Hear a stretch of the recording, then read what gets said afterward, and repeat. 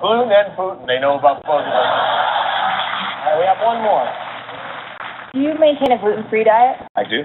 I actually don't eat rye, wheat, oat, bread, dairy, nuts, or eggs. Wow. What is gluten? Does he know, does Jewish John Hamm know what gluten is? It is part, I believe, of the wheat that, I really don't know. It's rye, wheat, oat, so that's, I'm gonna go pick my kids up, leave me alone. Maybe gluten doesn't exist.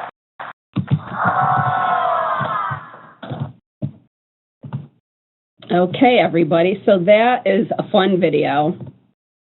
I love to watch that video. The many times that I've seen it, it always makes me laugh. But I think it's a perfect description, or really shows us how much the public really does not have a clue what gluten is. And I'm sure you run into this every day with the participants that you work with. But this video I thought was just kind of a fun thing to add. All right. So, on to the villi, these mysterious things in our small intestines. So, essentially, villi look like these little fingers. And these little fingers, their job is to grab the nutrients from the food that we eat as the food is coming through our small intestines. You can see the picture on the left-hand side is healthy villi. So, nice, healthy little fingers can grab all kinds of nutrients. And then we look at the picture on the right, villi affected by celiac disease. And those villi are damaged and do not look very good, and they're really cut right down. So because they really hardly exist in the small intestine with someone with celiac disease, someone with celiac disease is not able to absorb the nutrients from the food as it passes through their small intestines. All right, so celiac disease symptoms and the long-term health effects. So that's the thing with celiac disease, is that the symptoms can include symptoms that are common for a lot of other health issues out there. So some symptoms include diarrhea, bloating, inability to maintain or gain weight, fatigue, osteoporosis, and anemia. Yet some people have no symptoms at all, or some people have symptoms that totally don't even fall into what I just listed. This is what makes the diagnosis really tricky. Because symptoms are so varied and differ from person to person, it's hard to diagnose, but there is a blood test that's available now that helps to confirm a diagnosis. A lot of times also a little biopsy will be taken of the small intestine, and that can help the doctor to see if the villi are damaged or not damaged. All right, so if we don't treat celiac disease, and this was a question from earlier, untreated celiac disease can lead to the development of lots of other illnesses, including other autoimmune disorders like type 1 diabetes and multiple sclerosis. It can lead to something that's called dermatitis herpetiformis, which is an itchy skin rash, anemia, and osteoporosis from not being able to absorb those nutrients, infertility and miscarriage. Again, you're not really able to, feed your baby, and neurological conditions, short stature, intestinal cancers, and lactose intolerance. So there really is a whole host of additional health conditions that you can be plagued with if your celiac disease is undiagnosed and untreated. So what additional questions do you have about symptoms or long-term health effects? If you have any, please type them in the chat box.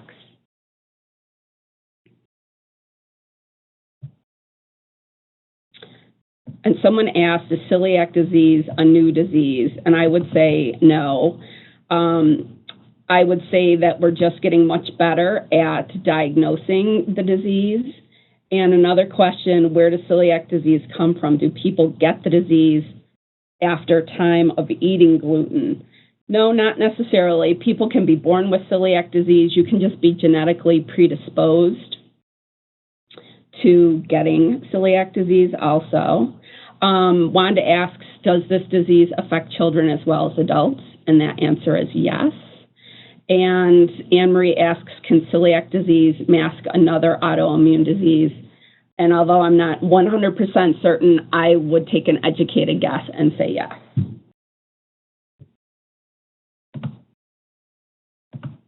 All right, so how do we treat celiac disease? The only treatment for celiac disease is to completely avoid gluten-containing foods, medicines, and cosmetics. So again, those are anything that contains wheat, rye, barley, and oats, unless the oats are labeled gluten-free. Like I said earlier, gluten-free oats are processed in a facility that's separate from other facilities that process wheat, rye, and barley. So that way the oats are not cross-contaminated with these gluten-containing grains. So to just give you a little idea of how important staying away from gluten is, something as simple as crumbs in a toaster from regular wheat bread could trigger an immune response in someone with celiac disease and lead to intestinal symptoms and villi damage. So it really is, a pretty serious thing, and it can be tricky to be completely gluten-free. So the good news is someone with celiac disease, once they start to eat a gluten-free diet, they can help to heal their damaged villi and repair the small intestine damage. And once that damage is repaired, nutrients can again be absorbed and a person's health can improve. So that is really great news. All right, so any additional questions you have about celiac disease, type them in the chat box for me.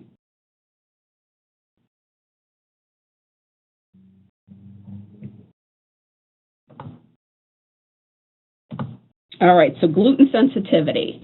So gluten sensitivity is a condition with symptoms that are similar to celiac disease, and the symptoms improve when gluten is removed from the diet. So people with gluten sensitivity can experience the signs and symptoms of celiac disease, but also foggy headedness, depression, chronic fatigue. So, again, these kind of really generic sort of not feel so great conditions that lead to diagnosing gluten sensitivity. It can make it that much tougher. So the only way to get diagnosed with gluten sensitivity is to go through those same screenings and tests used to diagnose celiac disease. So a diagnosis for gluten sensitivity is confirmed once you're found not to have celiac disease, or when your symptoms decrease or eliminated, when you eliminate gluten from your diet, but then your symptoms return when you reintroduce gluten into your diet. So gluten sensitivity is not an autoimmune disease and does not cause damage to the villi of the small intestine. The only treatment for gluten sensitivity, again, is a completely gluten-free diet, just as if you had celiac disease. So a couple questions that came into the chat box. Can you ever get cured? I don't believe so. I've never heard of a cure for celiac disease. And should everyone get screened? Definitely not. I mean, if you do not have any problems eating gluten-containing foods, you do not have gluten sensitivity and you do not have celiac disease, most likely. If you're having other health conditions, other health symptoms, you might want to talk to your doctor about it. Because like I said, sometimes the intestinal symptoms that appear don't appear in everyone with celiac disease. But if you're otherwise healthy and don't really have anything else going on, chances are you're probably okay. All right, so what's a wheat allergy? A wheat allergy is just like having a seasonal allergy, except wheat is your trigger. So someone with a wheat allergy needs to avoid wheat, but not specifically gluten. So barley and rye and oats are fine. And so contact with wheat gives a person an allergic response, like itching, hives, sneezing, maybe difficulty breathing. And a wheat allergy can develop or decrease with age, and it's not life-threatening. So any questions you might have about a wheat allergy, type them in the box.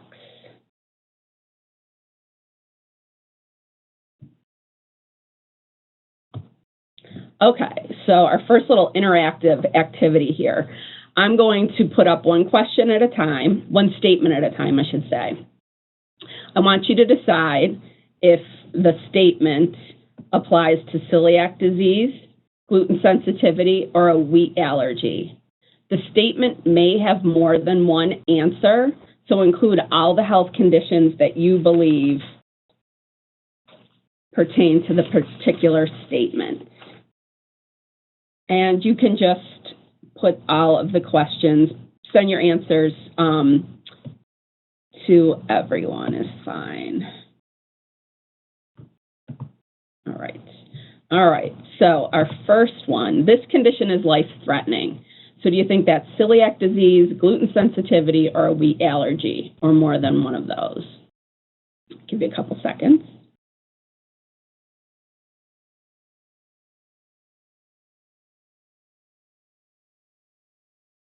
Okay, and I see a number of people are writing in celiac, and that is the right answer.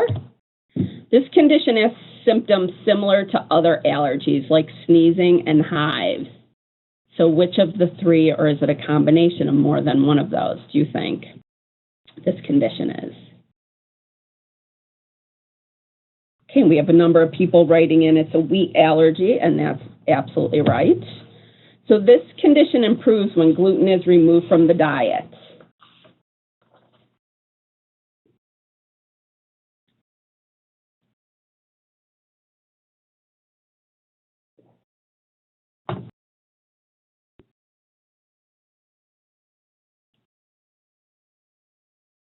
Okay, so we have a number of answers here, and the correct answer for this is celiac disease and gluten sensitivity. If you have a wheat allergy, removing gluten from the diet does not improve the wheat allergy. All right, this condition damages the villi in the small intestines.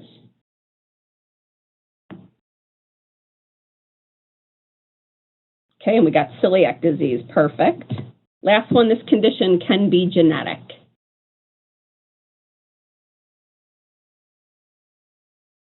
And celiac disease, you are right. Smart people on this webinar with me.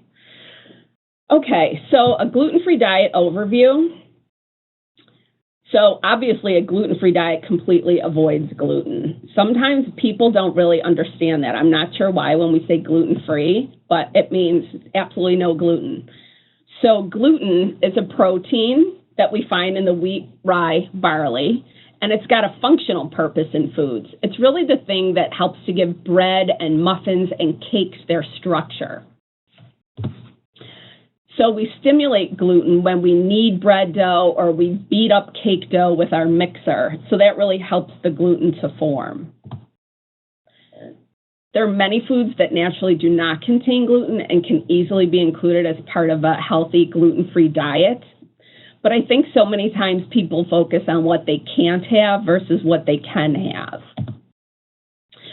So if you're following a gluten-free diet, reading ingredient lists is an absolute must. And then also knowing what foods may possibly contain gluten, and we'll talk about that pretty soon, can really help you to decide if you need to further investigate a food before you eat it. And of course, being an advocate for yourself when you're following a gluten-free diet is an absolute must. All right, so a gluten-free diet, what can't we have? We can't have wheat. So on a package, you might see semolina, durum, kamut, emmer, farina, farro, gram, spelt, or triticale. Other exclusions, barley, rye, and the oats due to cross-contamination. And you can find gluten-free oats. They're labeled as such in the grocery store. Keywords on ingredient labels that may indicate gluten. So if you see different emulsifiers or thickeners, stabilizers, if it says food starch, modified food starch, gluten flour, hydrolyzed vegetable protein, or HVP it's sometimes spelled out, malt flavoring, anything beginning with wheat, brewer's yeast, starch, or dextrin. These words may indicate gluten, and these words mean that you need to investigate this product further. And what that means is going on the company's website or calling up the 800 number for the company and asking questions. So some foods that may contain gluten that aren't exactly obvious at the onset. So it's not like bread or pancakes or biscuits. Things like soups, broths, sauces, gravies, dressings, and marinades. They could have thickeners, stabilizers. They could have emulsifiers, soy sauce, candy, coating mixes, meaning the things that you'd coat chicken or fish with, croutons, imitation bacon bits and seafood, processed meats like bologna or salami, seasonings. Now that's a wide open category. Vegetarian meat substitutes, so like the fake chicken and the fake turkey. Flavored coffee and tea. So when you get hazelnut flavored coffee, that might be something that you need to investigate further. Different medicine, and you can always ask your pharmacist if a medicine contains gluten. Makeup, there's actually lists of makeup that are gluten-free. Beer, brown rice syrup, cheesecake filling, pre-seasoned meats, self-basting poultry, so that would be whole chicken or whole turkey if they're self-basting. Restaurants or eggs served at restaurants, and again, because of the cross-contamination. Potato chips, because of flavorings that might be added. French fries, because they might be cooked in the deep fryer with other wheat-based products. And tortillas. So this is kind of like a nice handy go-to list. So what questions do you have about any of the foods listed on this list? Do all packaged foods have to disclose the use of wheat or gluten? No.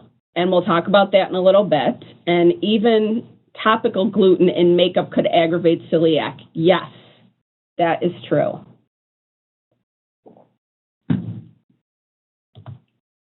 All right, so food label review.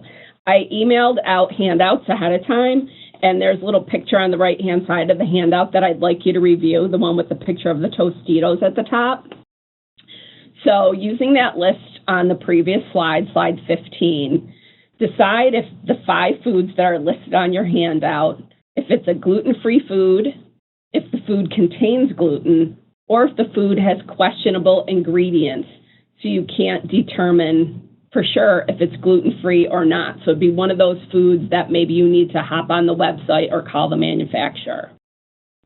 So take a few minutes, and then I'll just go through the labels and let you know what the correct answer is, and you can kind of compare what you thought that the right answer was. So go ahead and take a couple minutes.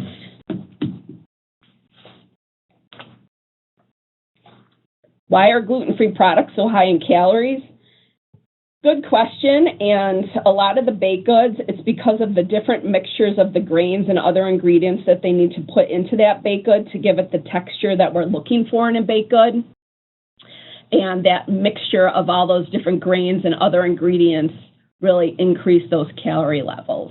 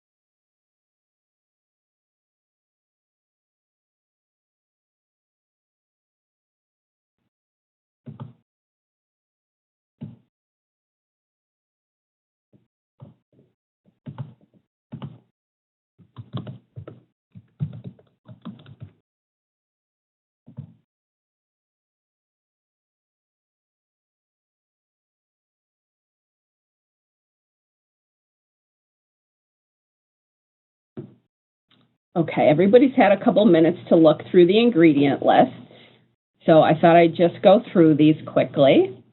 So we have 5 items. The first item is Tostitos, and this item is gluten-free, so it would be okay for someone to eat this who has celiac disease or gluten sensitivity. The next item on our list are these Emerald Cinnamon Roast Almonds, and this I would classify as has questionable ingredients. Dextrose and modified food starch are two of the ingredients that are listed, and we don't really know if they are gluten-free or not. So that's one that I would follow up with the company. Progresso lentil soup, I classified this as may contain questionable ingredients, and again, because it has modified food starch. If you flip to the next page, we have our banquet Salisbury steak meal, and this contains gluten. There's breadcrumbs in the, I'm going to guess, in the steak. And then there's also a number of questionable ingredients, including modified food starch and some others listed in here. And then the last one is a bottle of zesty Italian dressing. And as I kept looking at this, I was like, this was not a good one to put on my list. But I sort of reclassified it as a may contain because as I read through the ingredients, I saw xanthan gum. So if you didn't know that that is a gluten-free ingredient, which it is a gluten-free ingredient, so this truly is gluten-free, you might question this because looking at xanthan gum, that could be a thickener or a stabilizer. So if you didn't know that ahead of time, you might really say, oh, I'm not sure of that xanthan gum and I need to investigate more thoroughly.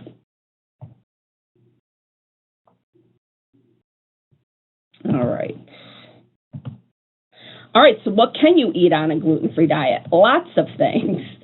So I've got a nice picture, a nice array of all the things that we could include on a gluten-free diet, including fruits and vegetables, meat and poultry, nuts, seeds, and beans, egg, fish and seafood, all kinds of dairy foods, healthy oils, and gluten-free grains, which there are a ton of them on the market now. All right, so our gluten-free grains and other starches. I have a list here for everybody of grains and starchy foods that are naturally gluten-free. Some of them are familiar to most of us. Some of them might not be so familiar, but things like rice, cassava, corn, soy, potato, different beans and legumes, quinoa, millet, chia, flax, and different nut flours. So even like a rice flour or rice, potatoes or potato starch, you know, beans, and then I think of like chickpea flour. So there really are a lot of options, and the tricky thing is just learning how to use some of these flours and these grains if they're not something that you grew up eating.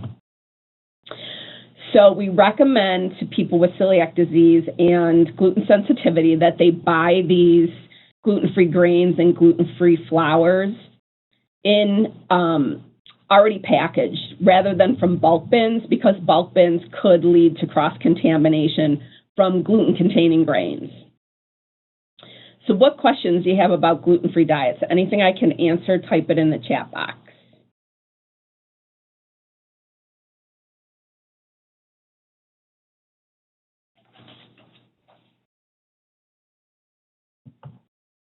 All right, so my next task for you is to plan a gluten-free meal and snack. So using that information on slides 17 and 18, the last two slides that we looked at, develop one healthy gluten-free meal and one healthy gluten-free snack. It doesn't have to be complicated and, you know, just something simple, but just to kind of wrap your head around how do I get away from, you know, regular bread or pasta or regular, you know, biscuits or a bagel. So just jot a few ideas down, and then when you have something you'd like to share, just type it in the chat box, and I'll give you about 2 minutes.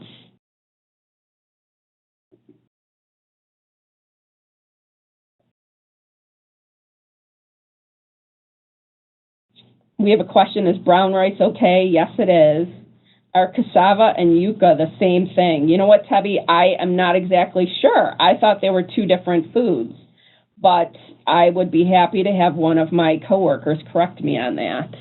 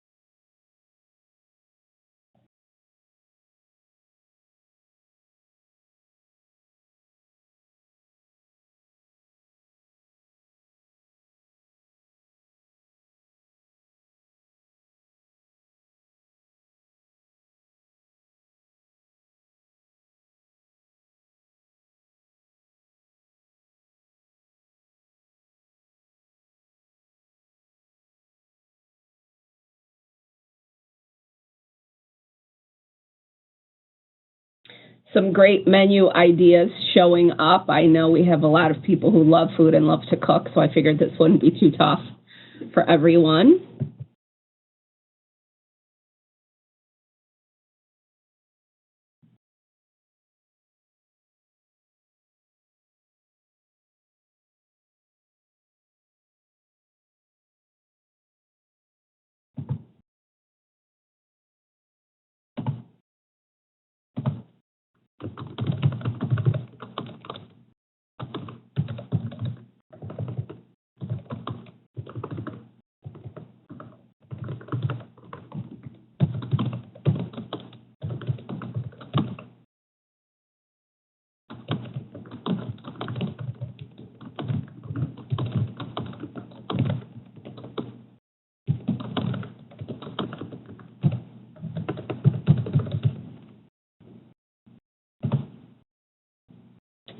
Okay, thanks for your answers, everyone. I think some of the toughest things to try to get people to think about planning gluten-free meals and snacks if they need to do that for health reasons is how do they get away from, the regular wheat bread sandwich or, pancakes for regular pancakes, wheat pancakes for breakfast on the weekend and that kind of thing. But, the ideas that you guys have shared have definitely shown that there's lots of good information, lots of good ideas out there that sound delicious and would be very satisfying and healthy to eat. All right, so a little bit about cross-contamination.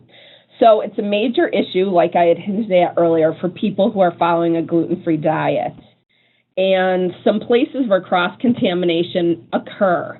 So think about like your home. So toasters, like the example I gave earlier, flour sifters, deep fat fryers, because what is fried, if something is fried in that fryer that contains, a wheat-based coating, then it's contaminated that oil for someone who needs to stay gluten-free.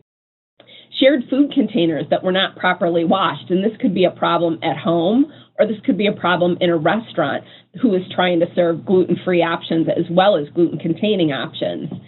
So, maybe just keeping them separate and one is only for gluten foods and one is only for gluten-free foods could help to solve that problem. Condiments like butter or peanut butter, where you stick the knife in the condiment and then spread it on the bread. And so if you dip your knife in peanut butter and make a peanut butter sandwich on wheat bread, but you have someone in your home who needs to stay completely gluten-free, you've just contaminated that peanut butter, with possibly with gluten from the wheat bread by dipping that knife into the peanut butter after it touches the wheat bread. Pizza restaurants, that would be, I don't think that's a surprise to anybody, and bulk food bins like we talked about. Also, I didn't realize this, but wheat flour particles can stay airborne for hours and may cause cross-contamination issues. So you think about, you open that bag of flour, and there's always like a little puff of it that goes in the air, and you always have to clean your counter after. Those particles could be just floating around and land on anything that's in that kitchen or in that area, and then cause a cross-contamination issue. All right, so this FDA Gluten Free Rule. So we had some questions about this before. So according to the FDA Gluten Free Rule, when a manufacturer chooses to put gluten-free on that food package, that item must comply with the FDA definition of gluten-free. And that definition is that food must contain less than 20 parts per million, you see it written as ppm, of gluten to be considered gluten-free. So manufacturers were encouraged to comply with that rule immediately, but had until August 5th of 2014. And if you think about it, now you see gluten-free on a lot of different items. So there's no requirement that gluten-free foods must be labeled gluten-free. So it does not have to be labeled. It's a choice that if it meets the gluten-free guidelines, that it can be labeled. And any food product conforming to the standard may be labeled gluten-free, even if it's naturally gluten-free. So if you think about it, water is naturally gluten-free, but a manufacturer could choose to put gluten-free on that label because it does meet the FDA definition less than 20 parts per million of gluten.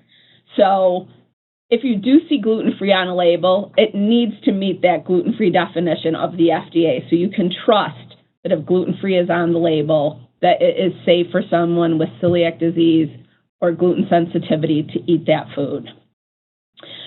So my source for most of the information of this webinar is from celiac.org, which is a terrific resource, and you can find out more about this labeling rule if you're looking for some deeper information. So this FDA Gluten Free Rule applies to all FDA-regulated foods, so domestic and imported, as well as vitamins, minerals, herbs, and amino acids. So again, we talked about medicines, and so I would sort of include vitamins, minerals, herbs, and amino acids in their supplements. So if it is labeled gluten-free, it truly has to meet the definition. So food may be labeled gluten-free if it doesn't contain wheat, rye, barley, or their crossbreed grains like triticale. So water would fall into that category. Or it contains a gluten-containing grain or an ingredient derived from a gluten-containing grain that's been processed to contain less than 20 parts per million of gluten. How that exactly happens, I have no idea in the world of food manufacturing, but that's what the FDA rule states.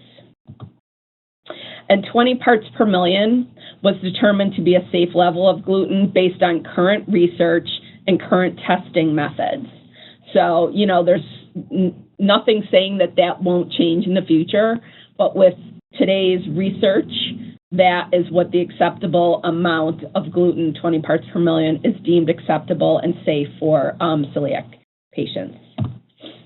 All right, so the FDA suggests that restaurants and other food establishments use this rule, but again, they are not required to. But if they do, it has to meet the FDA guidelines. All right, so some dining out advice. Dining out for somebody who's following a gluten-free diet has got to be pretty tough. So obviously that person dining out needs to know what it means to eat gluten-free. And as you can see from that silly video, there's a lot of confusion out there. So know what grains contain glutens and what foods might contain hidden gluten sources, like I listed on a slide a couple slides back for everyone. Choose a restaurant that has gluten-free options. Lots of restaurants are starting to include these options, or maybe there's a pizza place in Buffalo called Pizza Plant, and they actually have a gluten-free day each week. Someone in their family has celiac disease and has had it for years, and they have a day where all of the pastas and the pizzas and the pods, otherwise known as calzones, are all gluten-free. And you need to be your own advocate, like we talked about. Talk to wait staff, talk to the manager, talk to the chef if you can't really get the answer that you're looking for about a food that you'd like to choose. So be prepared to choose your second choice. And another handout that I gave everyone was called the Dining Dozen. So what I'd like you to do is to just take a minute, quickly read through that list, and pick out one of those ideas that would apply to you if you were someone who was looking to eat gluten-free, you know, how it applies to your life. What are one of these questions that you might ask at a restaurant? And just type it in the chat box.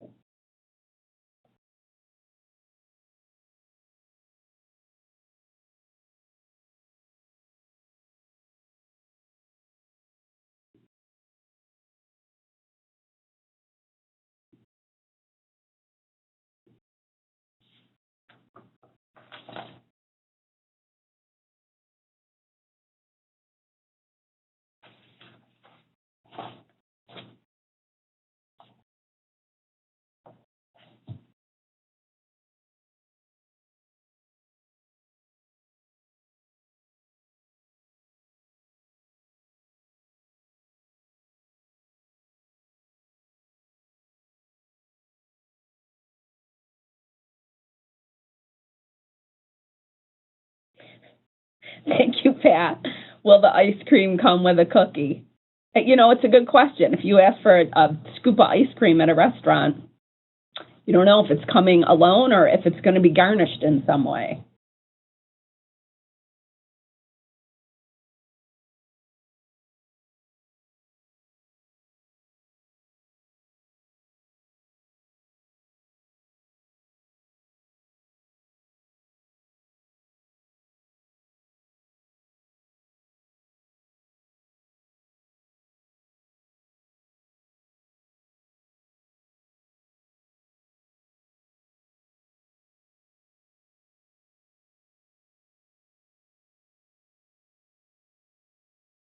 Ordering salads with no croutons and careful with the dressing.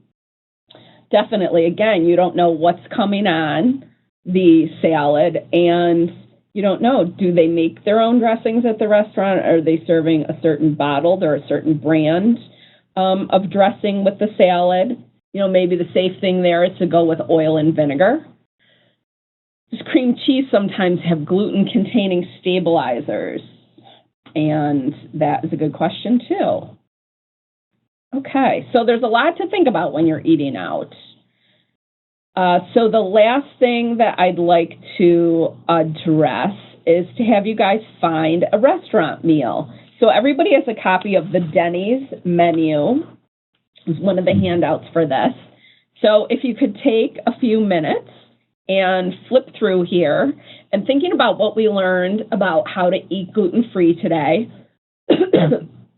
try to pick something, a meal that you would try to order from Denny's. And if you aren't absolutely sure that it's gluten-free, what questions might you need to ask your server or, you know, the cooks in the kitchen to clarify that it is gluten-free? So take about 5 minutes. As you start to have ideas or questions, just pop them into the chat box.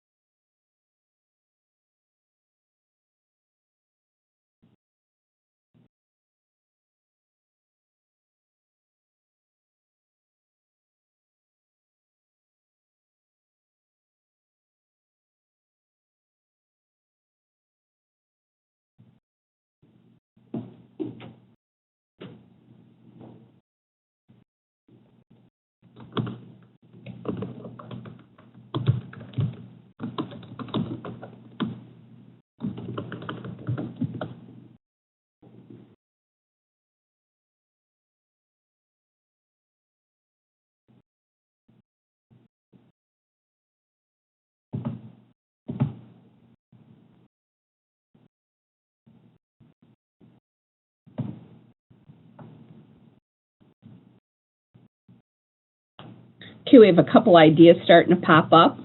Prime rib Cobb salad, and ask what is in the salad dressing. And an avocado chicken Caesar salad, ask if the bacon's real, and then have orange juice.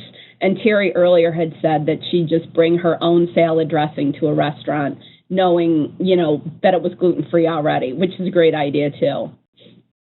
Another question, ask what the prime rib is marinated in. Great question.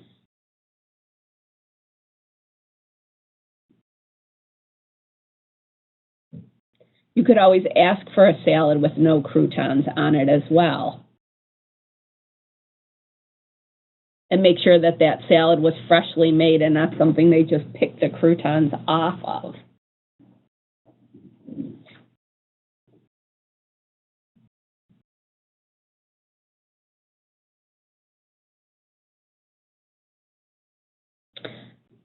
Another one, cranberry apple chicken salad. So what's on the chicken and what's in the dressing? Great questions too. Is there any kind of sauce or seasoning on that chicken? Is it, a plain chicken breast, or is it a breaded chicken breast? And then again, what's in that salad dressing?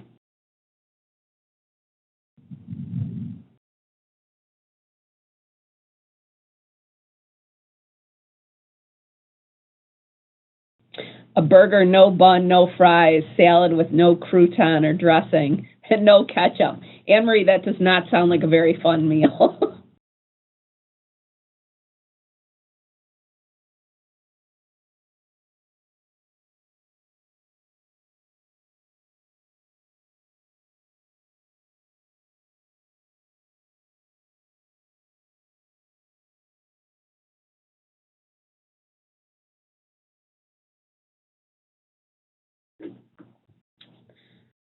All right, if anybody's got a last one they'd like to share with us, go right ahead. Fit Fair Alaskan salmon is another idea. A sirloin steak, again, asking about the seasoning. And even things like the corn and broccoli, asking about if there's any seasonings added. And Anne-Marie would add a chocolate shake. There you go. Okay, well, thank you, everyone, for all your ideas. You could see, I tried to pick a menu that was, available across our state, and you can see there's a lot of different things, a lot of questions you need to ask, a lot of things you need to consider. So, all right, so this really concludes our webinar for today. Like I said earlier, a lot of the information from today came from the Celiac Disease Foundation. Their website's celiac.org, and they have got all kinds of information about celiac disease, about gluten sensitivity, gluten-free recipes, and there is a marketplace where gluten-free items can be purchased. So that can be a good resource if you have further questions, and it's my go-to resource whenever I have questions about celiac disease and gluten-free eating. So thank you, everyone, and I'll be following up with an email with an evaluation. So thanks for spending time with me this morning, and see y'all soon.